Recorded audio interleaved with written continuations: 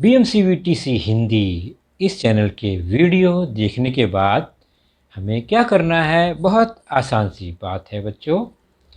हमें सबसे पहले वीडियो के डिस्क्रिप्शन बॉक्स में जाना है और उसमें कुछ आसान से प्रश्न दिए गए हैं जिसका वीडियो आपने अभी देखा है और उसे हल करने का प्रयास कीजिए।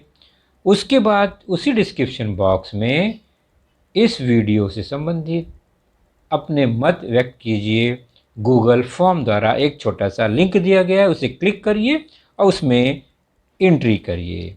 और अंत में जाते जाते हमें इस चैनल को लाइक करना है, सब्सक्राइब भी करना है ताकि आने वाले वीडियो की जानकारी आपको मिलती रहे। तो है ना आसान सा काम? चलिए देखते हैं अपना वीडियो।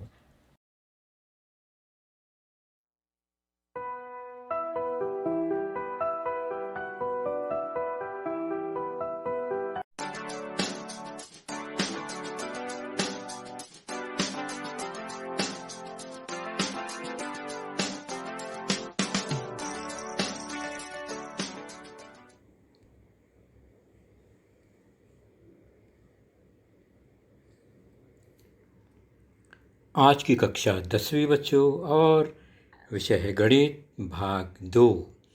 और गणित विषय के अंतर्गत, इस ज्योमेट्री विषय के अंतर्गत हमारा आज का जो पाठ होगा वह होगा आपके पाठ्यपुस्तक से लेसन नंबर 4 ज्योमेट्रिकल कंस्ट्रक्शन,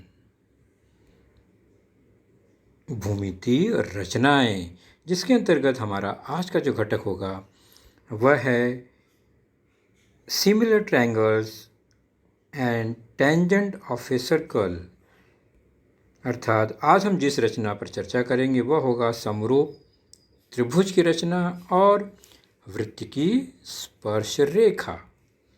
और मैं हूं आपका वर्चुअल मार्गदर्शक Ajay Kumar Maurya, MCGM virtual classroom Dadar से।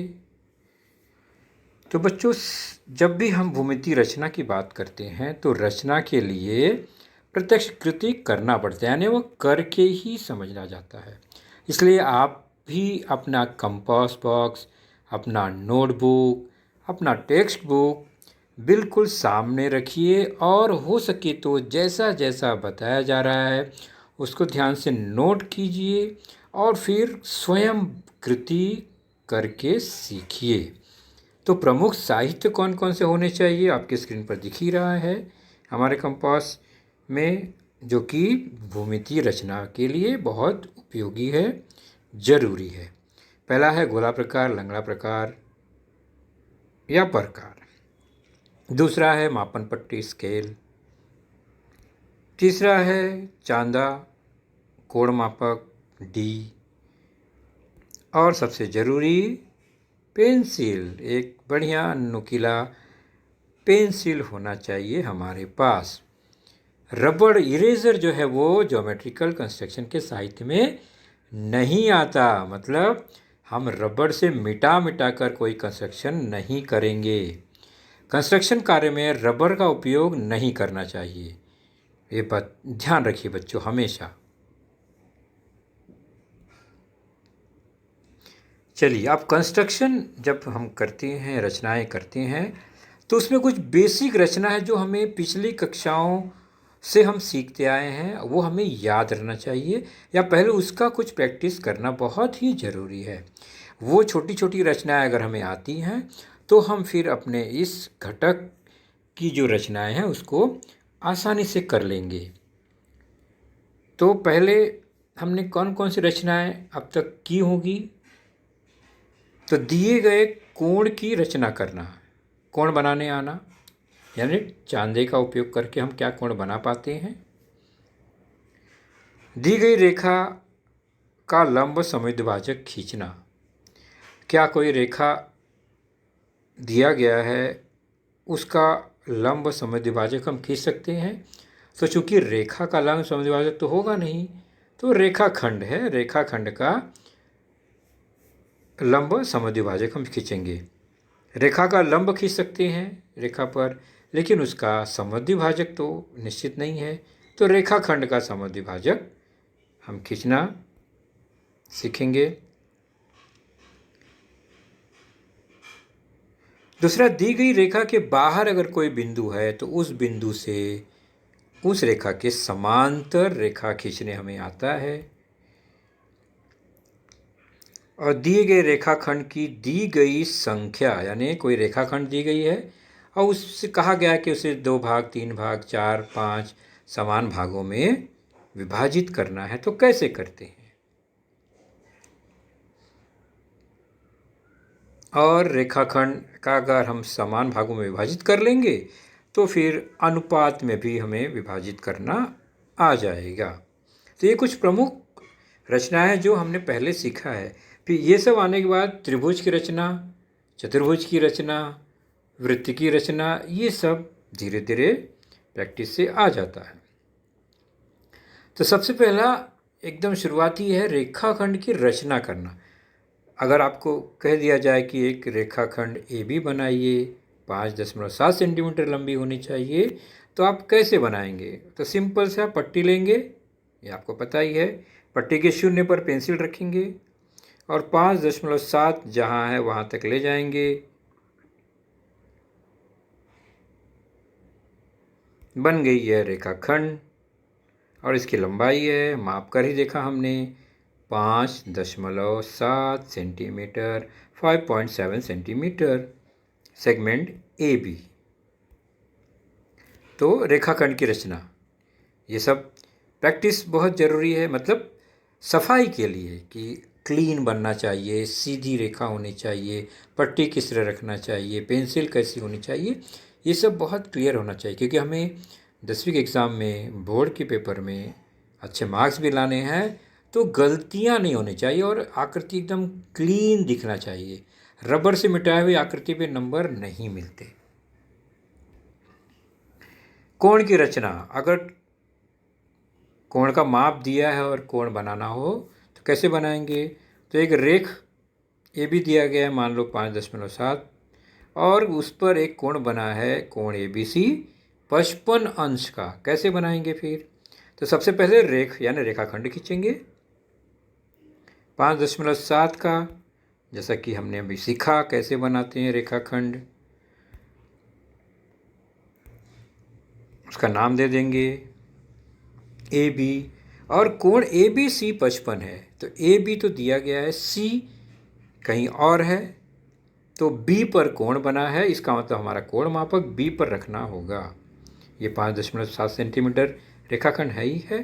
कोण मापक के मध्य बिंदु को और नीचे दिए गए समांतर रेखा को रेखाखंड के समांतर रखेंगे। मध्य बिंदु को शीर्ष बिंदु पर रखेंगे, अंत बिंदु पर रखेंगे रेखाखंड के।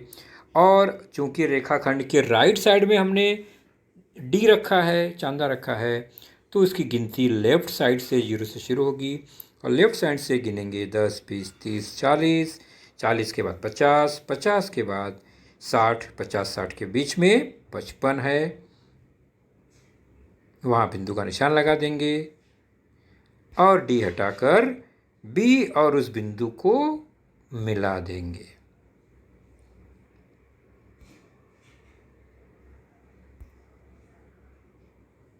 तो कोण बनाने की प्रैक्टिस हमने कर लिया अगर माप दिया गया है तो।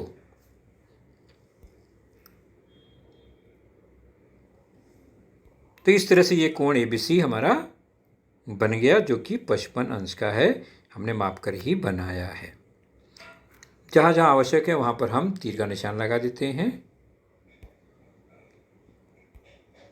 कोण एबीसी 55 अंश। अब है रेखा पर स्थित बिंदु से रेखा पर लंब खींचना, यानी वह बिंदु रेखा पर है, तो ये कोई रेखा है, मैं उसमें ये माप की ज़रूरत तो नहीं है, मैं उस पर कोई बिंदु बना दे रहा हूँ। पट्टी की भी ज़रूरत यहाँ नहीं थी अभी, पट्टी केवल रेखा बनाने के लिए थी, मापन के लिए ज़रूरत नहीं थी। क्या करेंगे? बिंदु Q से अगर लंब खींचना है इस रेखा पर, तो गोला प्रकार का नोक जो है वो Q पर रखेंगे और Q के लेफ्ट और Q के राइट में एक चाप लगाएंगे। ये लेफ्ट में और ये राइट में, दोनों तरफ से निशान लग गया एक ही चाप से, एक ही माप से। अब उसी चाप को जहाँ वो रेखाखंड से प्रतिच्छेदित है उन दोनों बिंदुओं पर फिर गोला प्रकार का नोक रखेंगे और रेखा के ऊपर और नीचे चाप लगाएंगे। जैसे हमने राइट साइड के चाप पर रखा नोक, तो एक चाप ऊपर एक चाप नीचे लगाएंगे, नीचे ऊपर इस तरह चाप लगाएंगे घुमाकर, तो चाप का निशान कुछ इस तरह से आएगा। ठीक उसी प्रकार लेफ्ट साइड पे जो ये बिंदु है वहाँ पर भी हम गोला प्रकार रखेंगे और चाप लगाएंगे। कैसे लगाएंगे आपको पता चल गया, इसलिए यहाँ पर मैं सीधे चाप बनाता हूँ। तो ये चाप इस तरह से बनेगा। तो आप देख रहे हैं क्यू के ऊपर की तरफ और क्यू के नीचे की तरफ दोनों चाप प्रतिच्छेदित कर रहे हैं। उन दोनों प्रतिच्छेदन बिंदु को मिला देंगे पट्टी की सहायता से।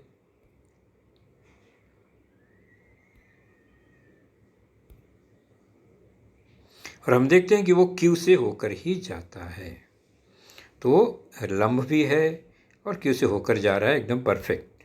अगर आपने सही चाप लगाया है तो निशान लगा देंगे, ये लंब है, तीर का निशान लगा दिया हमने। तो ये हो गया रेखा पर स्थित बिंदु से रेखा पर लंब बनाया हमने। चलिए अब अगर बिंदु रेखा के बाहर है, रेखा पर नहीं है, यहाँ पर M है, M से पी क्यू पर एक लंब खींचना है, तो क्या करेंगे? वहाँ पर हमने क्या किया था, जिस बिंदु से लंब खींचना था उसी पर पहले गोला प्रकार की नोक रखते हैं, वही काम यहाँ भी करना है। M से अगर हमें लंब खींचना है तो गोला प्रकार के नोक को M पर ही रखना होगा और चाप इतना लंबा हो कि वो रेखा पी क्यू को दो बिंदुओं पर काट दे। जैसे ये इस तरह से, और हमने चाप लगाया और दो बिंदु पर काटा। पहले भी हमने रेखा पर स्थित बिंदु पे जब नोक रखा था तो रेखा को दो बिंदुओं पर लेफ्ट और राइट में काटा था, बराबर सेम वही यहाँ पर भी है, दो बिंदुओं पर यह प्रतिच्छेदित कर रहा है। अब क्या करेंगे, जो पहले किए थे, इन्हीं दो बिंदुओं पर फिर से गोला प्रकार रखेंगे और चाप लगाएंगे।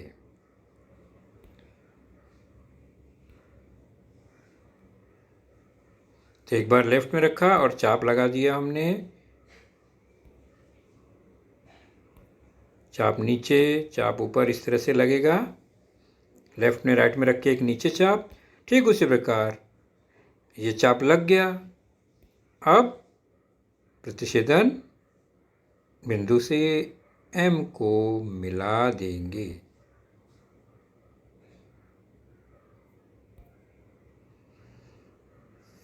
तो M से रेखा PQ पर लंब बन गया यहाँ पर।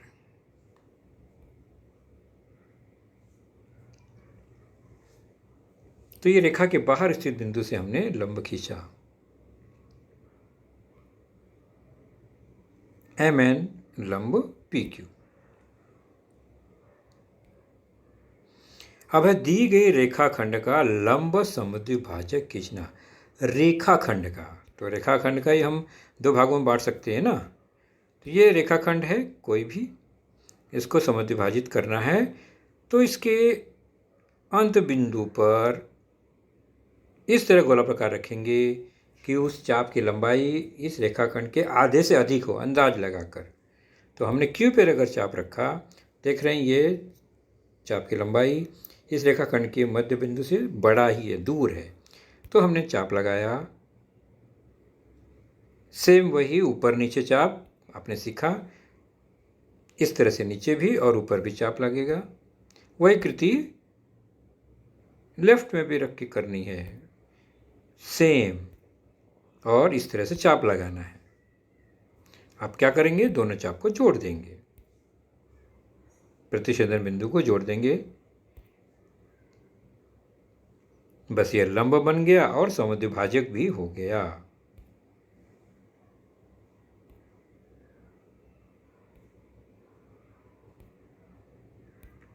माप के देख लेंगे तो ये आधे हाथ पर हो जाएगा, समद्विभाजक हो गया।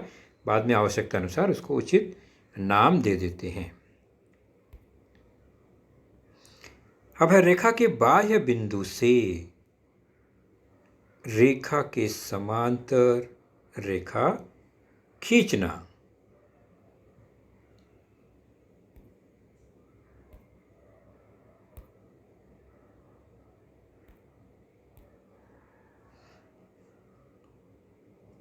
तो हमने क्या किया, ये एक रेखा है पी क्यू, बाहर बिंदु एम है, और तो सबसे पहला काम है एम से रेखा पर एक लंब खींचना, और अभी हमने वो सीखा तो मैं उसको रिपीट नहीं करूँगा। बाहर बिंदु से, बाह्य बिंदु से पी क्यू पर लंब खींचना हमें आ गया, इसके पहले के स्लाइड में आपने देखा। तो वही कृति करते हुए यहाँ एक लंब खींचना है, तो मैं सीधे सीधे लंब खींच देता हूँ। कृति आप स्वयं कर लेंगे इसके पहले की रचना देखकर। तो ये लंब खींच दिया हमने। अब क्या करना है, एम पर, बिंदु एम पर लंब खींचना है एम एन के लिए, यानी एम एन रेखा पर एम से लंब होना चाहिए, यानी रेखा पर स्थित बिंदु से रेखा पर लंब। वो भी हमने सीखा है। क्या अर्थ हुआ इसका कि एम बिंदु पर हम फिर नोक के अपना गोला प्रकार रखेंगे और उसके ऊपर नीचे चाप लगा देंगे, जैसा निशान लगा दिया हमने। अब इसी दोनों चाप के आधार पर हम एम बिंदु पर एक लंब खींचेंगे। ये आपने सीखा है। चाप का प्रतिच्छेद बिंदु और एम को मिला देंगे, अर्थात वह भी लंब हो गया रेखा एम एन पर।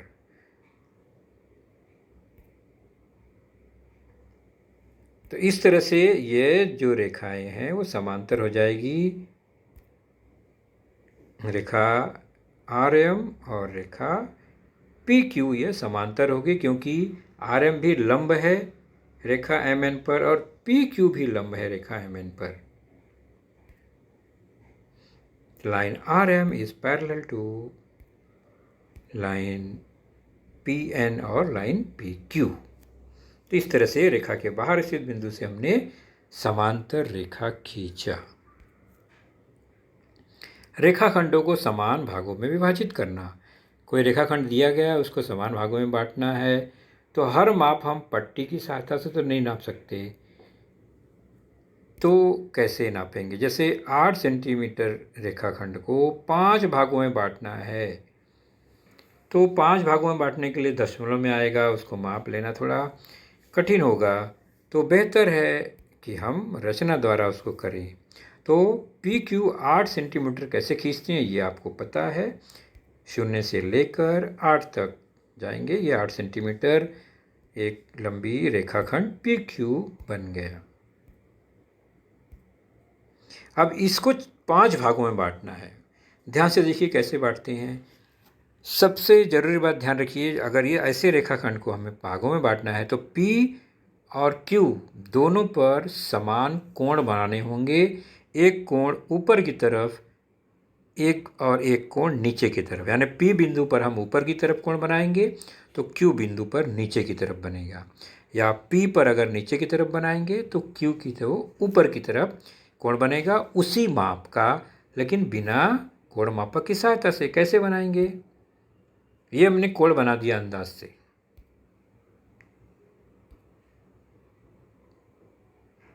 तो अब क्या करेंगे, P पर गोला प्रकार रखेंगे और इस तरह चाप लगाएंगे कि वह रेखा पी क्यू और उस कोण की भुजा को प्रतिच्छेदित कर दे। उसी माप को Q पर रखेंगे और नीचे की तरफ वही माप का चाप लगा देंगे, बराबर। अब फिर P की तरफ आएंगे और चाप जहाँ प्रतिच्छेदित हुआ है वहाँ गोल प्रकार रखेंगे और कोण की भुजा पर वो जहाँ प्रतिच्छेदित हुआ है उतना माप लेकर, उसी माप को लेकर Q पर आएंगे, Q की तरफ। अब उस चाप और रेखा के प्रतिच्छेद बिंदु पर रखकर चाप लगा देंगे, ताकि उस पहले वाले चाप को ये चाप प्रतिच्छेदित कर दे। तो ये जहाँ पर प्रतिच्छेदित हो रहा है उस बिंदु से Q को मिला देंगे पट्टी की सहायता से।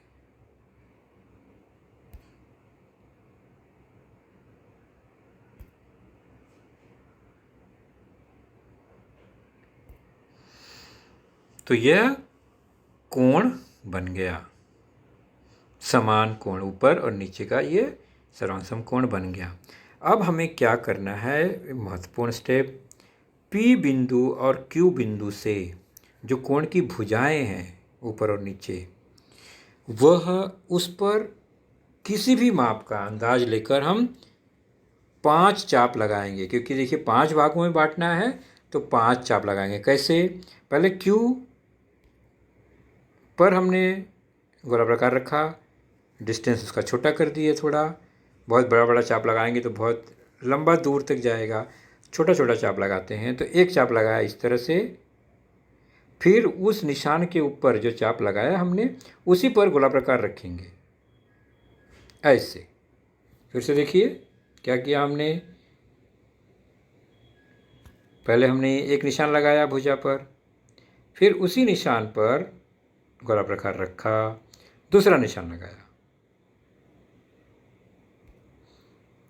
फिर उसी निशान पर गोला प्रकार रखा, तीसरा चाप लगाया, तो 3 हो गए। इसी तरह हम चौथा, पांचवा लगा देंगे। आ गया समझ में कृति। वैसी कृति Q से जो भुजा गई है उस पर भी करेंगे। Q पर रखा, एक चाप लगाया, फिर उस चाप पर रखा, दूसरा चाप लगाया।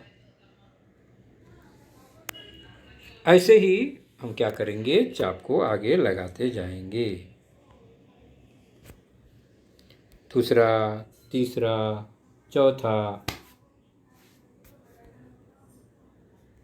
5 चाप लगाना है, 5 समान भागों में बांटना है, 1 2 3 4 5। तो ये 5 चाप बन गए। अब क्या करना है, तो P पर जो भुजा है, मतलब P बिंदु से Q पर जो भुजा है उसका आखिरी निशान आखिरी चाप से जोड़ेंगे। इस तरह से P से शुरू करेंगे और इसका आखिरी बिंदु जो चाप का निशान है उससे मिला देंगे।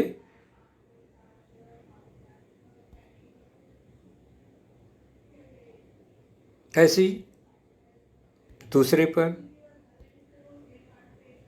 दूसरे को जोड़ देंगे, चाप के निशान को इस तरह से जोड़ते जाएंगे इसी क्रम में। तो देख रहे हैं ना, 4 समान समान चाप है, इसलिए वो सब समांतर रेखाएं बनी है, यानी समान समान दूरी पर ही हैं। तो वो PQ को 5 भागों में बांट दिया इसने। देखो 5 टुकड़े बन गए। हमने माप के नहीं बनाया, हमने अंदाज से बनाया। चेक कर लेते हैं क्या हमारा सही है। तो आप देखिए हर बिंदु के बीच की दूरी कितना है, देखा आपने 1.6 सेंटीमीटर है, जो भी क्रमिक 2 बिंदु हैं। अब जोड़ देंगे तो 8 सेंटीमीटर के बराबर ही होगा हमारा जो मूल रेखाखंड है। चलिए, ये सब बेसिक चीज़ें थी। अब हम चलते हैं अपने घटक की ओर, समरूप त्रिभुजों की रचना, कंस्ट्रक्शन ऑफ सिमिलर ट्रायंगल्स। अर्थात एक ट्रायंगल हमें बनाना है, उसी के समरूप दूसरा ट्रायंगल भी बनाना है। तो कौन कौन से माप दिए होंगे और कैसे हम बनाएंगे। सीधे चलते हैं प्रश्न संग्रह 4.1 पेज 696। तीसरा प्रश्न देखेंगे, त्रिभुज RST समरूप त्रिभुज XYZ। 2 त्रिभुज समरूप हैं यहाँ पर। त्रिभुज RST में RS 4.5 सेंटीमीटर, कोण RST 40 अंश, ST 5.7 सेंटीमीटर और RS बटे XY बराबर 3/5। तो त्रिभुज RST तथा त्रिभुज XYZ की रचना कीजिए। दोनों त्रिभुज की रचना करना है बच्चों, लेकिन त्रिभुज की रचना के लिए 3 घटकों की आवश्यकता होगी। तीनों भुजा या तो पता हो, 2 भुजा 1 कोण पता हो, या 2 कोण 1 भुजा पता हो। इस तरह से जानकारी होनी चाहिए तो हम त्रिभुज की रचना करेंगे। तो पहले देखते हैं हमारे पास कौन कौन सी जानकारी है। पहली जानकारी है, त्रिभुज समरूप होने के कारण उनका एक भुजा संगत भुजाओं का अनुपात दिया गया है 3/5। इससे हमें क्या जानकारी मिली कि RS छोटा है, XY बड़ा है। अर्थात त्रिभुज RST छोटा त्रिभुज होगा और त्रिभुज XYZ बड़ा त्रिभुज होगा। तो सभी भुजाओं का अनुपात 3/5 ही होगा क्योंकि समरूप त्रिभुज हैं ये। तो हम कच्ची आकृति बनाएंगे दो, एक छोटी एक बड़ी, और छोटी त्रिभुज का नाम RST रखेंगे। ये कच्ची आकृति है बिना माप का, केवल अंदाज के लिए कि शुरुआत कहाँ से करें। अब उसमें क्या क्या दिया गया, प्रश्न में दिया गया है RS 4.5, ST 5.7 दिया गया है, और कोण जो S है वो 40 अंश ये दे दिया गया है एक त्रिभुज का। इसी जानकारी से हम चलते हैं दूसरे त्रिभुज का माप ज्ञात करते हैं। तो RS 4.5 दिया गया है, XY हम निकाल लेते हैं इस अनुपात के द्वारा 3/5।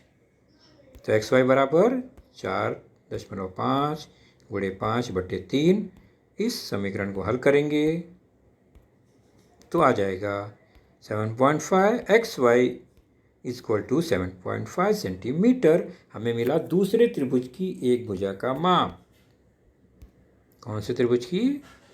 ये मिल गया XY 7.5। ठीक इसी प्रकार हम चलेंगे संगत भुजाओं के अनुपात को लेकर।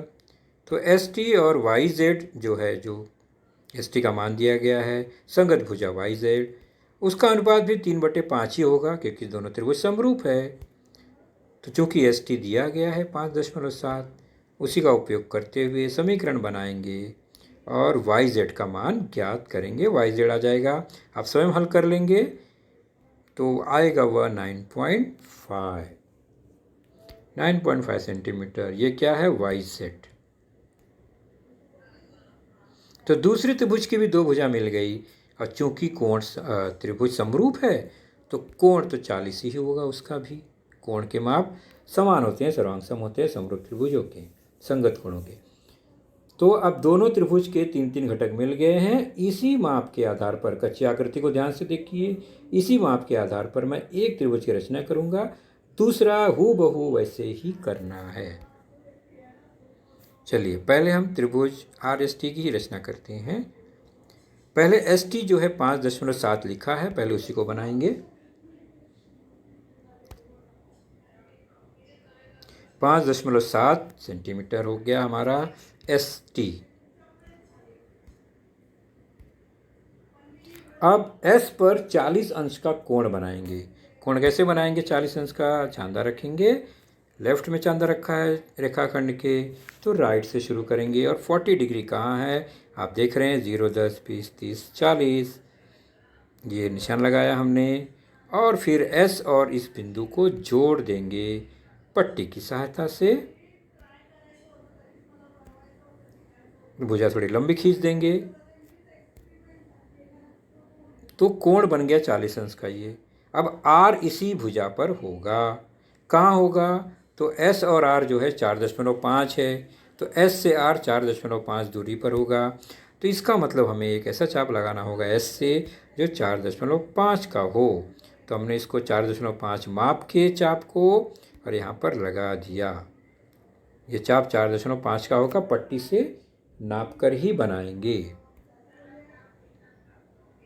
चाप लगा दिया तो ये R बन गया। अब R और T को जोड़ देंगे, यानी उस चाप को दूसरे अंत बिंदु से जोड़ देंगे।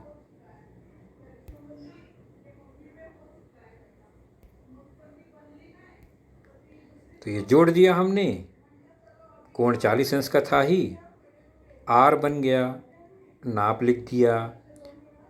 तो यह त्रिभुज जो था हमें जिसकी जरूरत थी, अभिष्ट त्रिभुज RST, वह पूरा हो गया, सारे माप बराबर हो गए।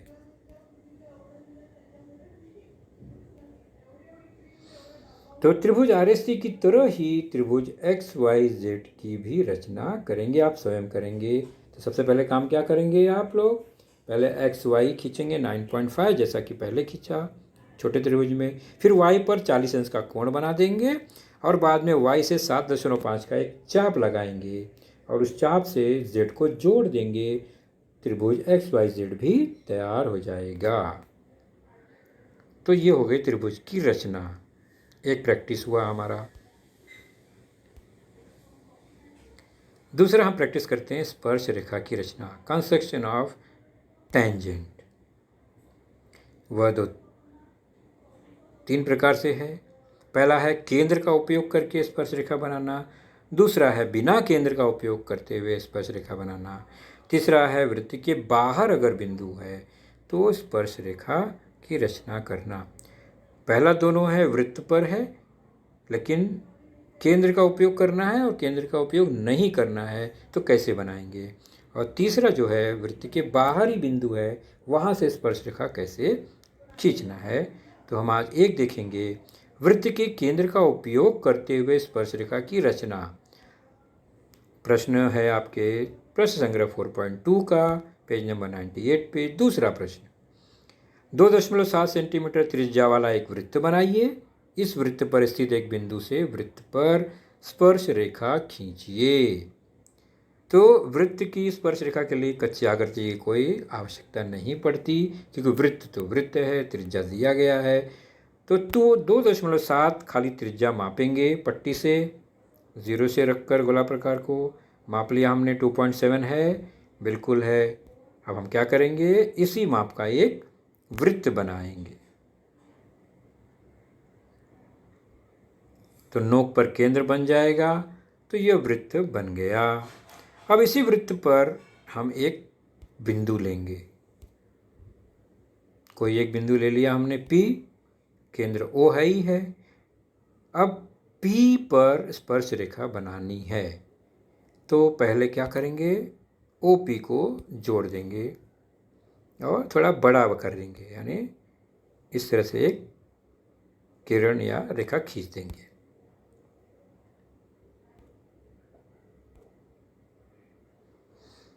अब हम जानते हैं कि स्पर्श रेखा त्रिज्या पर लंब होता है। यहाँ त्रिज्या OP है, तो OP पर जो P बिंदु से लंब होगा वही वृत्त की स्पर्श रेखा होगी, है ना।